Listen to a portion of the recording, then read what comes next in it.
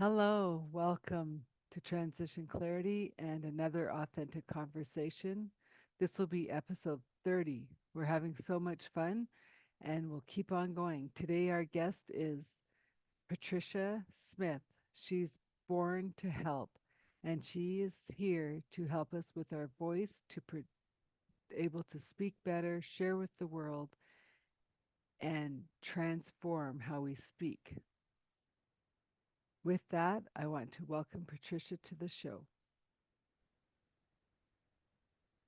Welcome, welcome, welcome, Patricia from VoiceOver. We're so glad you came. And let's start with a little bit about your background.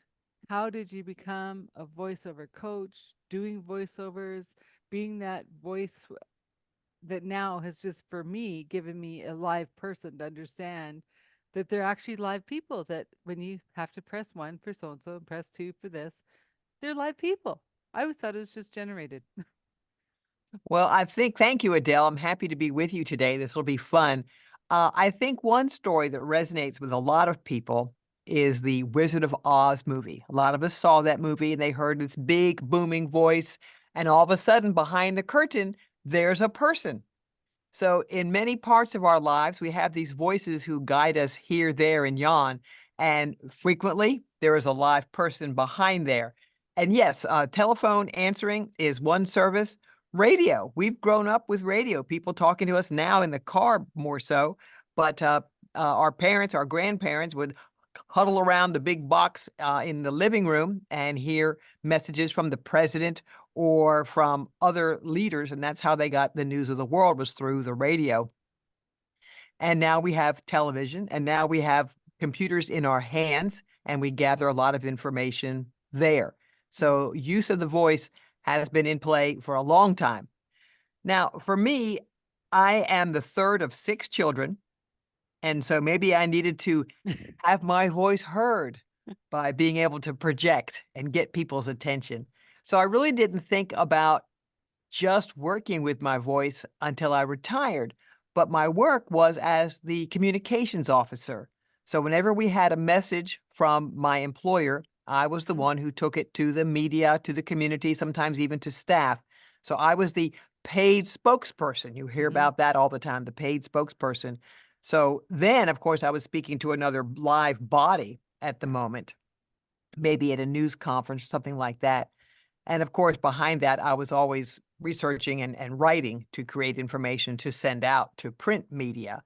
Yeah. So being able to use this instrument in my retired life is really a big bonus for me. Well, and I like how you called it an instrument because we all have those musicians in your life, right? Or I do. And I just go, oh, if I only had the, know how to play an instrument. And my friend who's a singer, vocal coach, said, and what's wrong with your voice? And I'm like, pardon? Never, it just never dawned on me that our speaking is an instrument that we are using. We are using and sometimes abusing and sometimes not using it to its full potential. Yeah. Now, I will go back to my teenage years. I was a senior in high school. I was in a girls' Catholic school, and we were preparing for something called the May procession. So lots of singing and carrying on like that. And so the principal is weaving her way through the group, and she stopped at me and she said, Patricia, you are singing an octave below everyone else. And I said, Sister, I am tone deaf. And she said, then stop singing. I've never been told not to sing before, and so I was happy to not sing. I knew my voice was not the same as other people's, but I didn't worry about that. But again, just because I can't sing on note like other people doesn't mean I can't be effective in using this tool, this instrument, and it gives me great joy. I was just before we got started talking today looking at a class about audiobooks. Now Yeah. I have shied away from recording books because I don't wanna be Uncle Henry and Aunt Mary and Susie Q all at the same time. I'm not a paid actor. I'm not a trained actor. Yeah. So I have not learned how to become other people. So I will look into nonfiction through audiobook recording. Well, I'm glad you brought that up because I listen to a lot of audiobooks and I just started one with Gary Zukov and I love Gary Zukov. Like I've been following him since he first came out in 86 or 87. And I was nervous because I like Gary's voice and I understand when the vibration of a voice has a certain energy. And I'm like, do I like Gary for Gary because of his voice and his tonality and his vibration? Or do I like it that anyone can read it and I still get the same vibration? Well, he has a sound guy that has his intonations. It's slightly different octave. And I'm like, to me, it's scary. Or maybe in my brain, I switch it out that it's scary and it's not this other guy reading it. But he has his dialect. He has it. He's got him down. And so I'm like, hey, I'm all excited. Oh, good. Well, I wonder if you would get the same interest in the book, in the content of the book, if you read it in your hand. Is it the voice that's drawing you in or the story that's drawing you in? Well, I started with reading his books, Mhm. um, and I just I still like to have a hard copy book to read, but I just find um, I'm listening to more audiobooks for the fact like I can walk with it, I can drive with it, I can cook dinner kind of thing. So it's more that um, I can multitask, which maybe we shouldn't, but I do.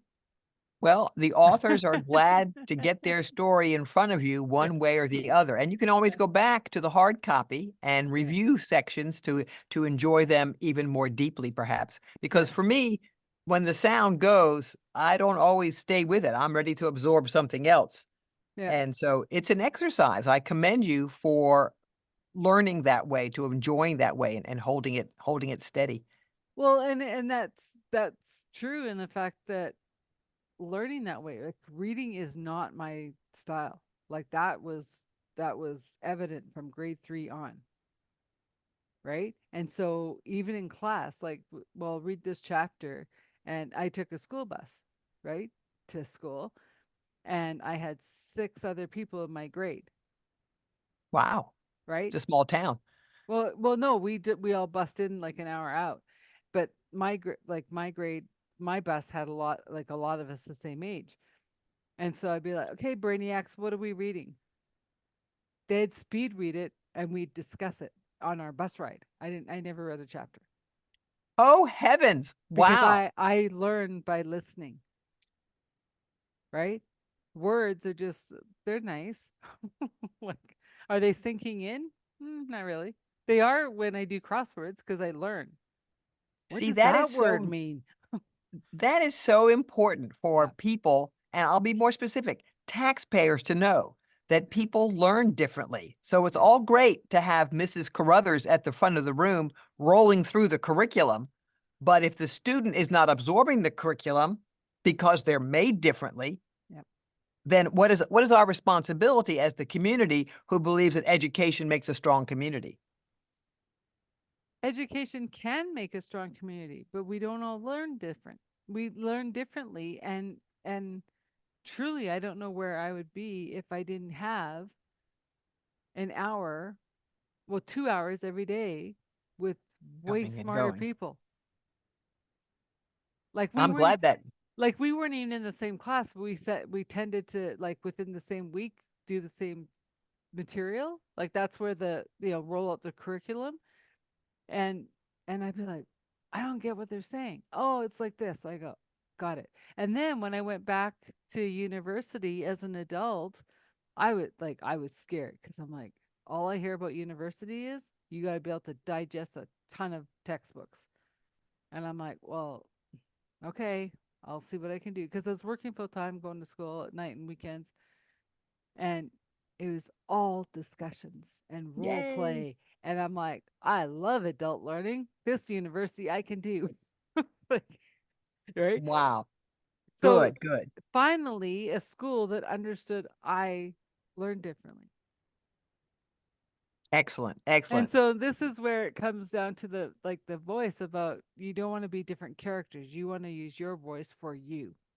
Right, And right. and that's even a learning in itself, right? Because there are those people that can read those storybooks that can change their voice and change. It's like that's awesome for them. And you know your lane. Well, I have been paid to talk like this, but I don't want to. I don't. That was a short squib. There was a police officer role play kind of thing, and so I could throw that in. And I just took a risk when I did the audition. Oh, I'll go ahead. It's an older person. I'll throw that in. Got it, and I was tickled. But I don't want to get in the way of, again, the trained actors who have spent a lot of time investigating and accents. Oh my heavens, there are people who can bring together a different country's accent. And I've just got this, I call it regionally neutral. I Hmm. spent time in New Jersey and Pennsylvania, but I have been in Nashville, Tennessee over 50 years. And my Southern friends will say, I'm not a Southerner. And my Northern friends will say, well, you're certainly not a Northerner anymore. That's for sure. So again, regionally neutral. And so hopefully, and my speed, oh my heavens, my speed of delivery has changed tremendously. And I can speed up and slow down depending upon the content, and that works out well. I'm doing a project right now where I serve as, oddly enough, Maya the Magpie. And they don't want a screechy bird voice. They just want a steady, mature storytelling voice, who sometimes can go, hey, I'm up in the tree. And so I can throw that in when necessary. But yeah, all your friends, all your listeners who need e-learning, who need their employees to see a Yeah. screen with new documentation and how a new process, a new product. Let me talk about your new copy machine. I can talk about that all day long. Think about Yeah. e-learning when you think about Patricia. Well, and it's even like how before we got talking, how you're like, I prefer to be Patricia, not Pat. And it's so important because the vibration of your name changes, right? And so even my name shouldn't be able to be shortened or changed. And it's amazing how people do it. And I'm like, what? They want to call you Addie or something? Or Adele or um Dell? yeah, like and and so this is where the singer Adele came in handy because it's like the singer. Oh, okay. Like Good. you're not gonna call her that, you know. And yeah, so um where am I going? So I was reading on your LinkedIn profile how you're here to serve and how you had such a variety of places to serve, which is great. And um I think in all of us we kind of back at our journey and go, that didn't make sense, but that detour helped me so much to where I am today. I agree. I'm with you. I'm with you. Right? I had the benefit Mhm. of a strong family upbringing, Mhm. and I think that strengthened me to Mhm. know that I have some skills to share. Mhm. And so there's actually a family in my neighborhood, and they have chosen the homeschool route. And so I said to her, I said to mom, uh, would you like for me to read to the young ones while you are teaching the older ones? I could read whatever books you hand me. I'm not going to bring my own material. You bring me your books. I will sit down with the young ones and read because I think reading is very important to a lot of people. Hearing it and then recognizing that words have a story behind them. And so I've been working with them, enjoying their company for over 2 years now. Oh, how wonderful. And it just and she trusts me now, of course, and so, she'll go into the kitchen and go about other business while I have 2 or 3 or 4 or one of them. And, I think that's really good because I have the ability, I have the time. Why not give it to somebody else, if they can make use of it? Okay, so I heard something the other day that I'm not sure if I believe or not believe. Maybe you can give me some insight on what your feeling is. They're saying if you have the closed captioning on, anything you're giving their child, whether they can read it, understand it, or anything, they are going to be 100% further advanced when they do start reading. And when they start reading, they'll be reading bigger, larger books faster. That's an interesting statistic. I don't have any data around that, but I think the Okay. more you see words and connect them to Mm-hmm. their meaning, you're going to be more comfortable. As you said, your name is Adele. Yeah. And for me, it's a word I've seen before. I don't have any trouble creating the sound that I expect goes there. But I also am not so locked in concrete that if you said, oh, now I pronounce it Adele, Yeah. then I can go with that. Yeah. I've got a lady friend who spells her name Karen, and she said, we say it Karen. What? Thank you. But it's her name. It's her name, right? It's Oh, how her family put well, it together. and I've heard it instead of Karen is Karen. I've heard Okay. Karen, So here we've got three from the same right? letters in a row. Yeah. Well, But and then it's funny because I'll go to Mexico and I don't even correct them because I'm always Adela.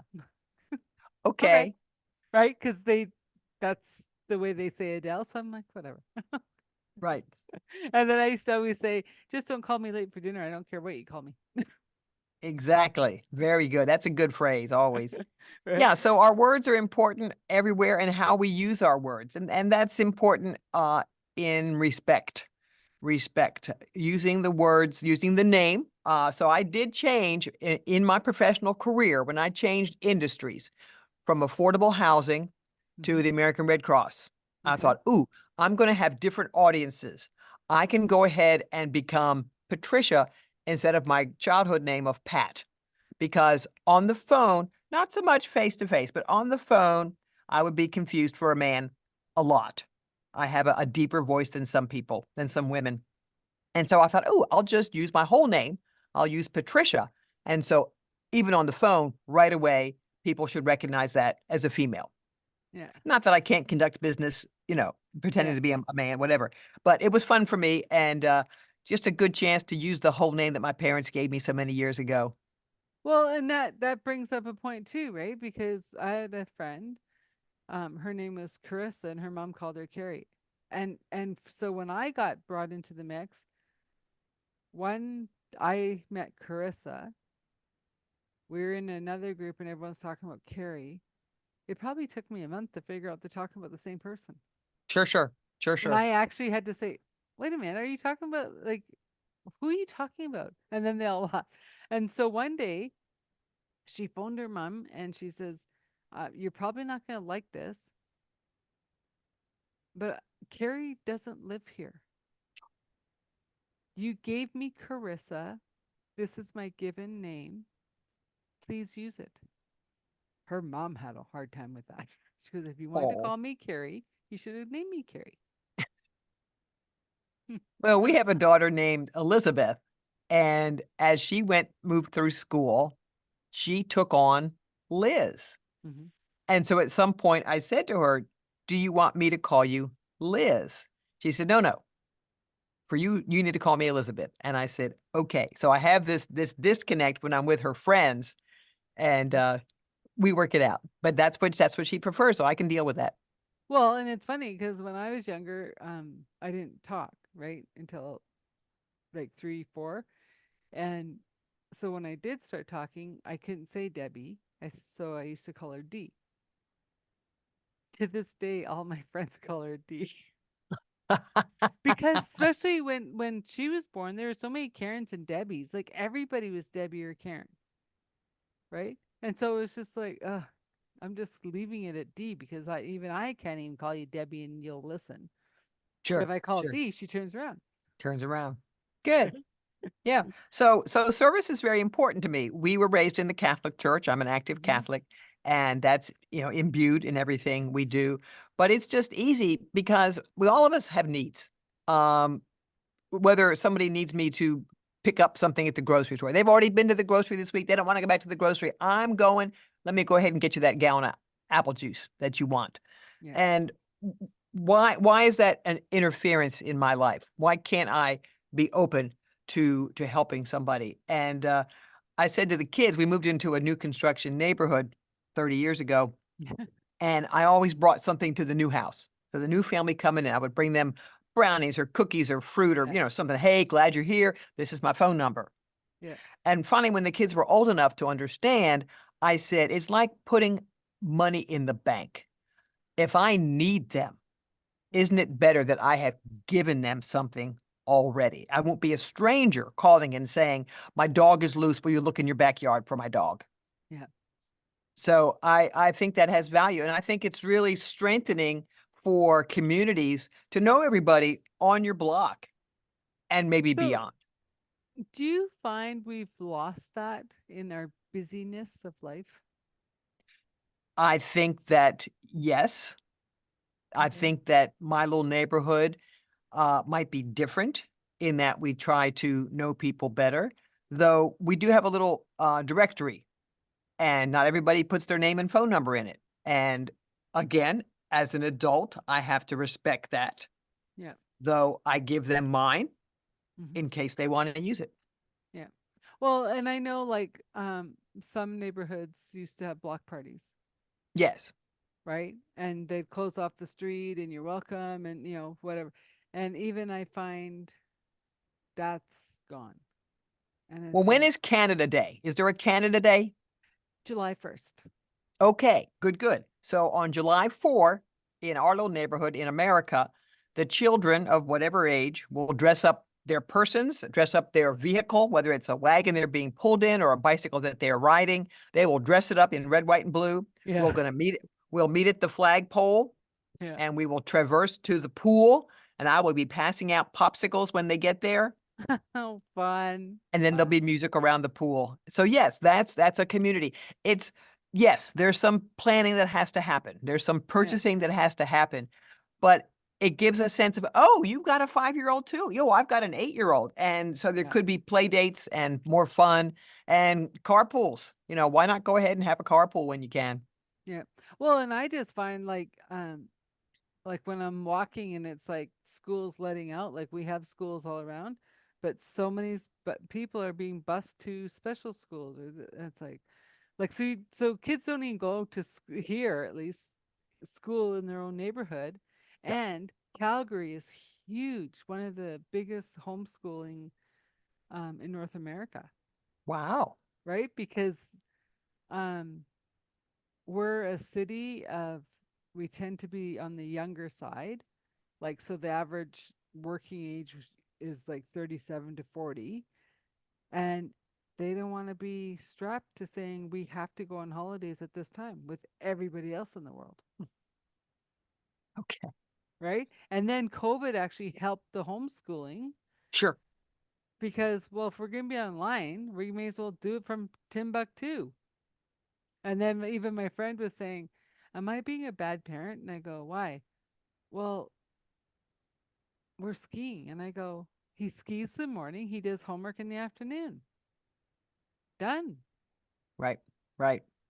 Yeah. Or So I bring my computer, you go skiing, he goes to school, and I work from your house to catch him off the bus. Like, right? Like, you know. there's a lot of discomfort around the words core curriculum. Well, it's out of date. Yeah, I hear you talking about dates, but I'm Okay. segueing into core curriculum because do we agree Mm-hmm. as a community of whatever size, Mm-hmm. neighborhood, county, state, province, of what people need to know to become effective adults? Do we agree there's adding and subtracting and multiplying and dividing? Is there a sense of history? Why Yeah. did we get into that war? Why did we choose to do this? How are borders maintained? Oh my goodness. Um, so what do we agree on? If we could Mm-hmm. agree on what everybody needs to know Mm-hmm. to be able to serve each other, to serve their families, to keep the world going in a positive way, Mm-hmm. I think that you and I, even though we know very little about each other, can agree that shooting is not an effective communication tool. And so, a lot in too many places in the world, we've got active shooting. Yeah. And so, again, the community service aspect for me is how can I serve the people around me Yeah. to avoid that breakdown of communication? Yeah. Well, and I know I've had conversations like I tend to find because I've been I've only moved 15 miles in my whole life. Like right? But if you're from out of town, like if you're from South Africa or Europe or Timbuktu, you find me and we become friends. That's just how it is. And and so one time we were having a conversation. This person was new to Canada, like was deciding if they wanted to be a citizen and was dogging on our country for not helping them enough and not and I'm like, whoa, whoa, whoa. And they went, what? And my friend from South Africa was with us, right? I said, who chose to come to Canada? Well, I did. Who chose to come to this city? Well, I did. Who left their country because of whatever was happening, war or whatever? Well, I did. And it's Canada's fault for not supporting you and looking after you and paying your bills? I said, you chose to come, and I'm choosing to say you can leave whenever you decide. I said, Yep. no, you don't come here for handouts. Out. And my friend's like, you can't do that. And I go, why not? It's my country. The people who are here are coming to support each other, to love on each other, not to diss each other. And I'm not getting enough. And the government's like, no, no, no. If your country is so beautiful and wonderful, you wouldn't have left. Yeah, I believe people need to work. Yeah. And be kind. Thank you. Be Thank you. kind to your neighbor, whether it is taking the brownies over or just giving a wave hello. We don't know what's going on behind the closed doors, Right. but we sure can put on a smile and say good morning as we walk by or a wave. I think that's simple. I think that's worthwhile. And I think we got to get back to that. I don't Yep. care what country you live in. We got to, and that's where the voice comes. Right. Stand true in your voice and strength and be kind, Excellent. Excellent advice. right? And so I don't know. Now I'm excited to what author I can send you. Try Oh, read this good. book. Read this book. Oh, Read this book for me. just because how Gary picked, and I can't think of his name right now. He couldn't have picked a better voice for his voice if he wasn't reading it himself. So he matched his narrator comes across very closely to what you perceive as his voice. Yeah, his is softer. His narrator is a bit more like um trained voice. But yeah, like and so and then I think about like a book that I would want you to be reading. It's got to be a strong character. Like, right? Like, cuz it's like you have that like commanding voice, which is awesome. And you've learned, Yes. right? Yes. Like because you were a middle child of 6. If you didn't learn, you were rolled over. I'd be hungry. I'd be Yeah, hungry. right. It's like Yes, I it's like the boys at the table, right? Oh no, if you don't scarf down, you're not getting enough. Like, Yeah, I would not put myself forward to be the little baby bunny yeah, in a story. no, That's not going to be my role. no. But yeah, like yeah. Oh, that's interesting. It's like it just gets my brain go. Who do I know? What do I know? Good. Well, I'm glad you have found authors that inspire you. Yeah.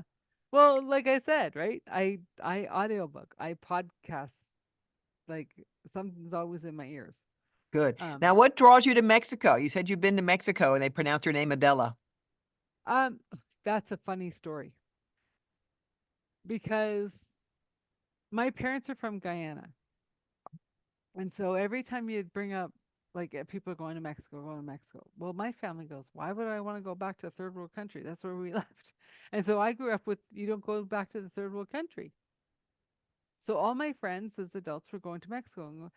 And then they're like, are you ever going to come to Mexico? And I go, no. Why would I want to go to a third world country? Right? Because I've heard the stories of the poverty. And when my parents were growing up in Guyana, they weren't impoverished. Like they were on the upper scale and they still said it's a third world country. So I'm like, okay. And then I don't know what my friend just said. Um, well, she was somewhere in the world and she goes, well, I could meet you in Mexico. Do you want to meet in Mexico? And I was like, well, I guess if that's our only option, right? And I thought that was weird that she was saying Mexico. I go, okay. So here I am flying in on my own, and I kept on hearing these stories of push the button and you go right, and I'm like, right. So I'm tired. I'm flying in like 11 o'clock at night. Never been to this country. I'm going. I'm starting to get anxious about pushing the button, right? Because even if I didn't understand like the language barrier, like whatever, right? And then I got the green light. Then I see this placard saying my name, and I'm going, what does this mean? Right.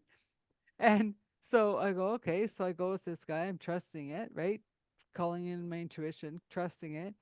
So we go past all the timeshare sales and all that. And I'm like, what the heck is this? Like it was like a stock auction, right? I'm going, this is crazy. So we get to the hotel, and as the taxi pulls up, she's coming down the stairs, and I was like, "Oh, civilization! I've made it!" Right?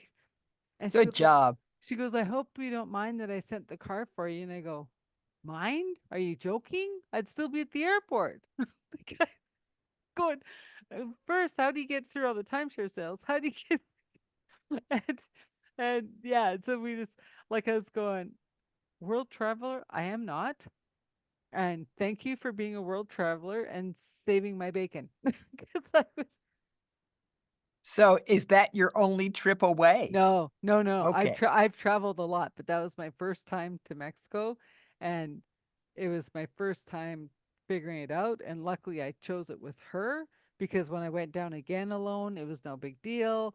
And it was really funny because the people I met with her ended up being there a different time with when I was with somebody else. Like it was just crazy. We had no Well, good. communication with people, and all of a sudden we all ended up at the same bar at the same time. And I'm like, what? And they're like, what? And we're like, what? Tremendous. That's tremendous. I think travel is very eye-opening. And Oh, even television, when you have a television show and they take you to Tunisia, they take you to Zurich, and you think, "Oh, is that what it looks like?" hmm And it just educates us to know that yeah. there's more out there in the world, and I don't know that Mexico would want to be considered a third world country. I think they probably think they have, more going for them than that, and so you've got to experience it, and you've seen poverty, and you've seen some comfort in Mexico. Well, and in that, like that's so true because they have the high end resorts that it's really hard. Like if you're like you take out their taxis to go anywhere, whatever, and then they kind of frown on what taxi you bring back into the resort. Oh. Because and it's like, well, you don't send your taxi for us. We'd bring your taxi, but you don't send it for us, right? And even one time, I was down there and we are grabbing an Uber, and he goes, "Ooh," and I said, "We have a problem." He goes, "I'm not sure if I have to see if I have permission to enter that resort." Well, they don't want their tourists to see anything uncomfortable so they don't come back. But I'm like, we're already out of the resort, so we're coming back into the like, and so that was eye opening. But yet, it's really interesting too. Of how you can go, say, Puerto Vallarta, and you're walking along the Malecon, and you have the riches of the rich, the poorers of the poor, but they're all one on the Malecon, right? Like you have no idea. Or one time, I befriended one of the hotel workers, and I said, "How come there's no Mexicans in the resort?" And he goes, "No, no, they have their own." And I go, "What do you mean they have their own?" Right? And he said, "The whole class culture, you don't mix them. If Oh, you so the resorts. if if you're in the resort as a Mexican, you are a worker. You're never a Okay. guest." And then I went back another time, and they're all mixed, and I was like, "Hmm, they're changing. They're changing." Okay. So Right? tourists want to be only with their own No, I don't. tribe. I don't even You're think into- it. I don't think it was a tourist thing. I think it was a Mexican thing. Like even the affluent Mexicans had their own resorts. They didn't mix with. Yeah, Okay. it's Okay. interesting, right? How times have changed, how we look at things, right? And I remember one time my girlfriend and I were at the resort, and we are having fun with everyone, we are laughing, whatever. And all of a sudden one morning we come out for breakfast, and everything's done up, ties are on, they're like the laughter was gone. And I said, "What happened?" And the one looked at me and he goes, "I don't say this to offend," because he didn't know where we're from. Right? He says, "We have a special American group coming in." And I said, "Great. Those Thank Americans. No, well, thank God they're only there for 3 days." They walked around with their speakerphone on, screaming into the phone. And I'm like, it just like the whole resort just went, I'm so sorry. well, they're just, yeah, like I don't get it. I don't get it. And then they left, and then like the ties came off, everyone's happy again. I'm like, oh, like I actually told two people, I said, do you mind taking your phone call elsewhere? And they went, "Pardon?" I go, "Well, I'm kind of enjoying the beach, and I want to enjoy the beach. I don't want to hear all about your craziness at home." Good. They're offended, but they left. That's win-win. Yeah, Win-win. yeah, Well, just like at a neighborhood pool, yeah, the teenagers come and they want to play their music loudly, and yeah, the 50-year-olds would rather read their book or listen to their book. yeah. But that's where I like using your voice in a productive way. You're not saying to the kids, "Turn that crap off. We'd rather read our books or get lost." You said, "Can we work together?" Right? Maybe turn it down a little bit so I can still concentrate on my book. And that's where I think um, the craft of using our our instrument is really coming to the forefront now. Of, are you using it in kindness and love, or hate and destruction? That is profound. It reminds me a little bit of one time at the office, and I was talking to a coworker, and she looked at me and she said, "Is it true that when you get angry, your voice gets really, really quiet?" And I said, "I'm quite disappointed at the status of this project. And yes, one way I contain my emotions is to control my voice because it's not effective to scream and yell. Mhm. It is effective to be clear in the next instruction." And so she got the message. You She messed up. You messed up, kid. Move on. Let's get it right. Yeah, I've never felt able to shout to get myself understood. I just don't think that that's a useful use of my voice. Well, I wish I knew you in my teenage years. Did somebody shout at you? No, well, I Well, yeah, and then I retaliated because by the time, like, I'm good until I hit that wall. Like, I can go and go and go and go, and then I hit that wall, and it's like the wall's coming down, and you're getting blasted, right? Um, fair, unfair, I don't know. Like every situation is different. Um, because most of my shouting, I kind of would, I like, okay, leave the situation, then go in your car and just scream, like, Yeah, or yeah, sure, something, right? Because sure. it's just like you have to let it out, or else it gets stuck in your body. Um, Yet I wish I knew I had the tools now, like how you just lower your voice. Then they have to lean in to pay attention, and if they still don't get the message, someone else will tell them a different way for them to understand it. And um, because I know, like, my one girlfriend, if she went quiet, like, I'd be like, ah, can you please say that sentence louder? Because I know that's the one I'm supposed to be catching. Because she'd say it quieter. So I'm paying attention. And I'm like, I can't lean any more in because I'm already on my phone, right? The volume's on high. And then she'd trying to chuckle because she didn't even realize that that was a tactic she used. Ah, Because good. she was a therapist for 35 years, right? And I'd be like, okay, I guess we're in therapy because I can't hear you. Can't hear you. Well, I see the words on your screen: tranquility, mood, emotion. I am lucky enough that I have been able to carve out time. I walk every day.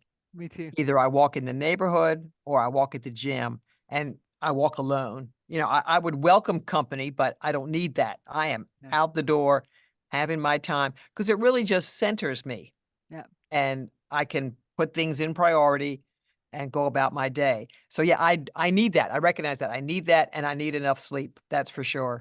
Yeah. And I'm glad you noticed my new words because I was just informed about them yesterday. Informed about them. Well, yeah, I was on a on a discovery call, and I discovered that I'm rebranding. Anyways, um, Good. yeah, and so she's a word curator, and she goes, "You got to change your words." And I'm like, "Oh, all right." So do those resonate with you? Yeah, because she asked me about my lighthouse and what does it mean. And because I do energetic space clearings in homes and offices, well, I have my home, the light is shining bright to get all the energy moved, and the calm sea is the tranquility. Oh, I'm very like, good. wow. So when you have people like a voiceover coach that understands how to, use your voice to project or soften or whatever, or a word curator when I'm not very that great with words, I understand words and I can use words, but I can't massage them. It's like, oh, when you get them all together, look, magic happens, Magic, magic. right? Words are powerful. Very I powerful. I pushed myself last week. Now I have pitched my employer for years. I Yeah, can talk about whoever that employer was. I'm retired now, but I could always speak about my employer, yeah, pros and cons and how to reach. So last week I pitched my small business, which is called Her Voice Works. yeah. And that was a whole different level of energy. And I did chuckle to somebody with me. I said, I'm so glad there are no blood pressure cuffs around here because I was number 49 of 50. And so Right. so everybody's emotions were kind of wound up because they were giving 90 seconds to express all about their small business and how we can serve you. And so that was just a good growth opportunity for me. Yeah. Anyway, a lady, 2 ladies afterwards came up and spoke to me and wanted to get my card. One lady said when they called her name, she couldn't get up. She had prepped, she had The thought about it, nerves. but once they called her name, she could not come forward, and I said, "I would be happy to work with you on that." There are different techniques to think about an audience. Yeah. And then another lady, I was so I was being a real immature little baby when I was nervous about giving my talk, when there were women there giving their presentations in their second language, you know? this is the one I've got. This is the one I know. But no, they had taken on a whole nother language and they're giving their presentations and doing it well. And I'm just so tickled for them. So Yeah. it's very good. We have to give ourselves tools. We have to give ourselves goals Yeah. if we want to do anything besides sit. Yeah. Well, and we have to give ourselves grace, Yes, to grow, opportunity and right? time, practice. You're Because right. I heard Tom Hanks talking about when they're making the Forrest Gump movie, and the little boy that played him as the little boy, he talked like Forrest Gump. Tom Hanks copied him rather than him trying to talk like Tom Hanks, Good, good. right? And Well, he's and yeah, go ahead. because he says this kid was perfect. His voice wasn't. Right, right. So I became Well, him. you became him. Well, similar to that, I in the Andy Griffith show, Mhm. Opie Taylor, Mhm. and I should know his real name, it'll come to me. He could not read when he took on that role. And so he would have to memorize his lines. So Andy Griffith, was helping and going around the script, whatever it was, to help him deliver. Yeah. Because I mean, he played a child beautifully, Yeah. but how could he have memorized all those words unless somebody perhaps had read them to him 16 times before he goes on, and maybe work in short stints? And Yeah. so you're right. We have to give ourselves grace, work on our strengths, and decide whether those weaknesses need to be developed. Some don't. I am not going to take voice lessons. I'm not going to learn how to sing. Don't need to learn how to sing. And I probably will never jump out of an airplane. But there are other skills, Yeah. patience, and that's a virtue. Um, Other skills I can learn. My daughter lives with these delivery meals. And Yeah. so following the instructions and trying to do that instead of just putting the food out on the table, which I can do. I can make a meal. Here it is. And perhaps I learned that recipe, time ago, but I'm not watching every step to see it. I'm using this much pepper here, saving some pepper for over there. Oh my goodness. But that's the way she's learning and So she's enjoying it. I know, but so that's interesting that you are a cook and she didn't pick up on that. No interest in that. She needs to eat. She eats nutritionally, but the idea, I mean, my mother provided food for 8 people every day for who knows how many years. Yeah. There was dinner on the table for 8 mouths, Yeah. and it wasn't always special. Sorry, mom. But it was what we needed. And dishes got cleaned up and ready for the next day. We had clean clothes. So she's busy. My daughter's busy in a real estate business.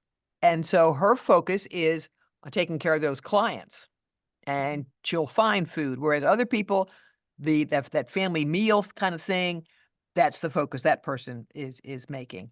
So Yeah. different strokes. Yeah. Well, and that's the important thing of what are you doing for your family, Hmm. right? And knowing too, like sometimes I get in a bad habit because I eat a lot of meals alone. Oh, I'll just read, or I'll just not present with the food, and then Ah, I'll finish dinner going. Well, I guess that was dinner. yeah. Did I eat? Well, Yeah, right. Whether I'm hungry or not, whether I realize I ate it or not, doesn't matter. It's dinner. Move on. Carry on. that's a real foundational piece for the Weight Watchers program that I've Yeah. been using for 30 years. It's food time.